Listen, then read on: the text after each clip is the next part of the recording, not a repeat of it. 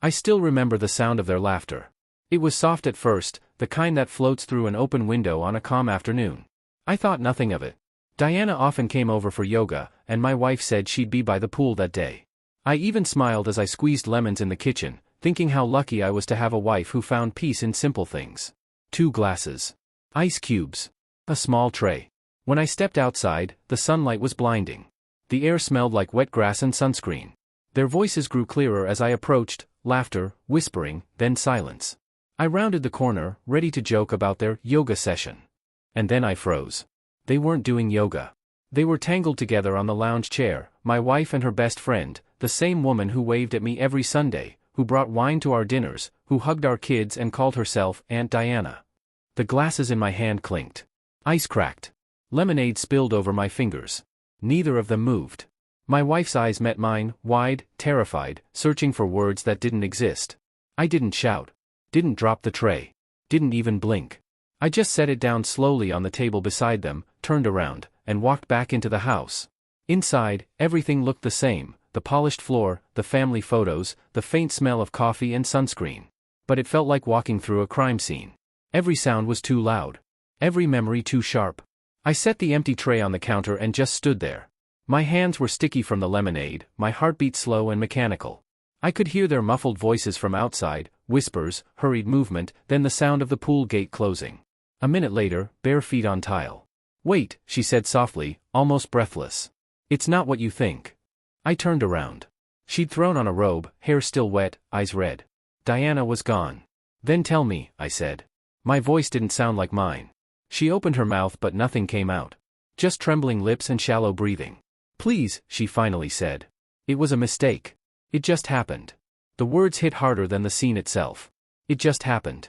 Like spilling water. Like forgetting to turn off the lights. I wanted to yell, but there was nothing left to say that would make it unhappen. I walked past her. Upstairs, the kids' room door was half open. My daughter's toys were scattered on the floor. My son's drawing of our family was still taped to the wall, for stick figures holding hands under a yellow sun. My throat tightened. I packed a small bag, just a few clothes, my wallet, car keys. She followed me up the stairs, crying now, saying my name over and over. "Please, don't go. We'll fix this. I'll end it, I swear." It meant nothing. I paused by the doorway. "Everything meant nothing," I said. And then I left. I didn't know where I was driving. The city blurred by, traffic lights, gas stations, faces I didn't see. I stopped by the lake a few miles away and sat there until the sun went down. It was quiet except for the soft rippling of water and the occasional sound of laughter from the nearby park. Families. Couples. Strangers who didn't know how easily a life could split in two. 7 years. 2 kids. Dozens of mornings I thought were peaceful. All of it shattered in one afternoon. I leaned back in the seat, staring at the fading light on the water. And for the first time, I didn't feel angry. Just empty. I didn't go home that night. I parked by the lake until the sky turned pale gray, then drove to a cheap motel near the highway. The room smelled like bleach and cigarettes. I lay there, staring at the ceiling, waiting for my mind to stop replaying the same image, her body tangled with Diana's, sunlight hitting her skin, the look of fear when she saw me. At some point, I stopped feeling. Just disconnected. Like it had happened to someone else. By morning, my phone was full of missed calls. 23 from her, 2 from my mother, 1 from Diana. I didn't answer any. When I finally went home, the house looked untouched, too clean, too quiet. She was sitting at the kitchen table, pale and sleepless. "I didn't tell the kids," she said, voice trembling. "They think you had to work late." I nodded. Not because I forgave her, but because I didn't want my children's morning to break the same way mine had. We sat in silence. The sound of spoons clinking in cereal bowls from the next room felt surreal. When the kids left for school, she finally spoke again. "It started a few months ago," she whispered. "It wasn't supposed to." I raised my hand. "I don't need the story," I said. "Just the truth. All of it." She hesitated. Then she told me. How Diana had gone through a divorce last year, how they'd spent more time together, how it just happened one night after too much wine. How it wasn't about me, how she still loved me. It's strange how people use the word love when they've already destroyed it. Like laying flowers on a grave. I didn't argue. I didn't throw anything. I just listened, to every excuse, every attempt to make it sound less deliberate. The calmness scared her more than rage ever could. After that day, something in me shifted. I still lived in that house for a few weeks, for the kids. but I was gone in every other way. We talked about groceries, school events, bills, like colleagues managing a business that had already failed. Diana stopped coming around, but her name lingered like smoke. I saw messages pop up on my wife's phone once. She deleted them quickly. I didn't say a word. Instead, I checked the backyard camera. The one above the pool. The footage didn't lie. It wasn't their first time. It wasn't even the second. Different days. Different excuses. Sometimes when I was at work. Sometimes when the kids were at school. It's one thing to be betrayed. It's another to see it frame by frame, time-stamped. That night, I poured myself a drink, the first in months, and sat watching the screen until dawn. Each video erased a memory, replaced it with something uglier. By morning, I wasn't the same man. I went to a lawyer that week. Quietly, without drama. Filed the papers. Arranged joint custody. She didn't fight. Maybe guilt made her agree too easily. When I finally handed her the envelope, she cried again. "This isn't who I am," she said. I looked at her for a long time. The woman I married, the mother of my children, the stranger who lived in her skin. "It is now," I said. I moved into a small apartment downtown. The kids visit on weekends. We watch movies, make pancakes, and laugh like before. Sometimes they ask why I don't live at home anymore. I tell them the truth, that sometimes adults stop being good together, but that doesn't mean they stop being family. It's not the answer they want, but it's the only one that doesn't hurt twice. It's funny how silence can feel louder than any argument.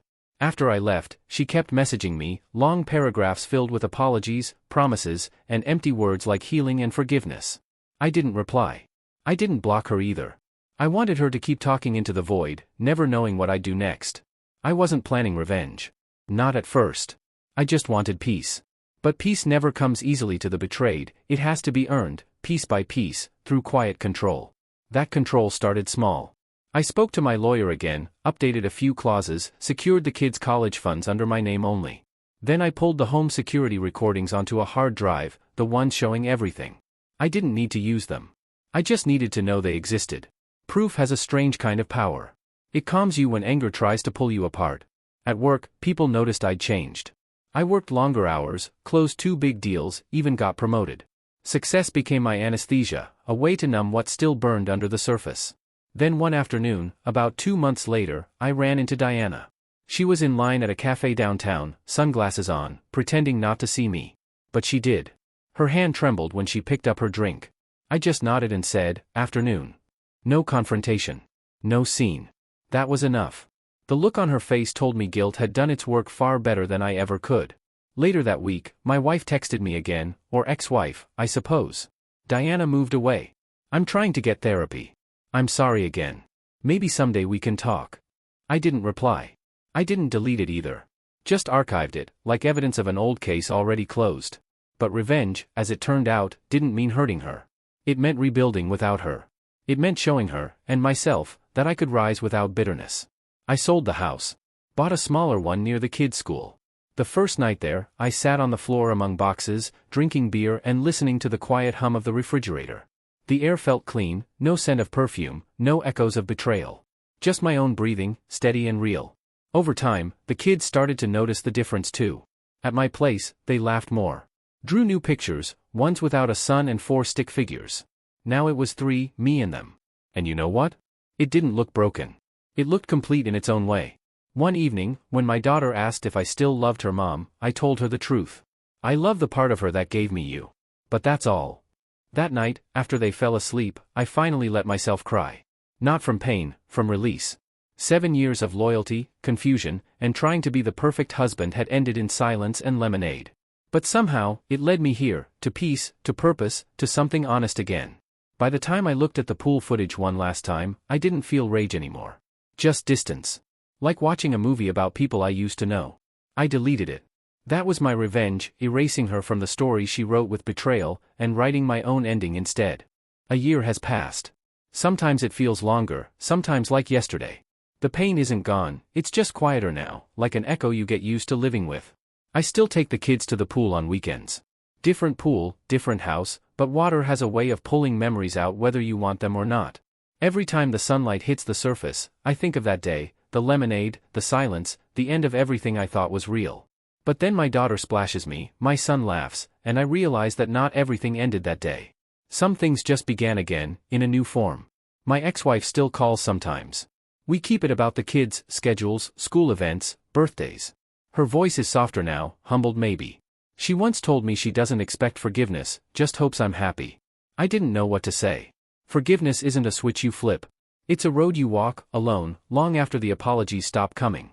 There are moments when I almost feel sorry for her. The loneliness, the guilt, the life she broke with her own hands. But then I remind myself, I didn't walk away from her. She walked away from the truth, and I simply refused to follow. I've learned a lot since then. That betrayal doesn't define you, reaction does. That silence can be stronger than rage. That sometimes, walking away with dignity hurts the other person far more than staying to fight. And that healing isn't about forgetting. It's about remembering without bleeding. There's peace in small things now, making breakfast with the kids, watching a movie alone without checking my phone, knowing that my life is mine again.